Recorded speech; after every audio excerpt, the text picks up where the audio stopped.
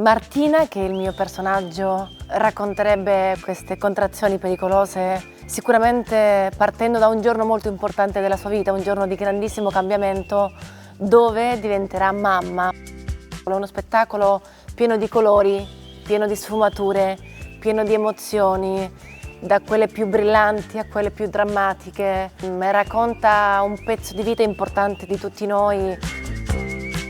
Se state guardando questa intervista siete degli appassionati di teatro o comunque di storie che vengono raccontate. E quindi che cosa dire del mio personaggio? Qual è la parte che il mio personaggio esplicita in questa commedia? La funzione di Francesco è riportare un po' tutti alla normalità delle cose, alla verità di alcune cose e di affrontarle anche con quel pizzico di naturale sviluppo dell'evoluzione. Massimo, il mio personaggio in Contrazioni pericolose, è un uomo con una vita perfetta, tutto preso dal suo lavoro, dalla sua carriera, dal fatto anche che sta per lasciare l'Italia per andare a lavorare all'estero, in Olanda, niente meno, quando viene a sapere che la sua migliore amica sta per partorire una bambina e che scopre essere sua.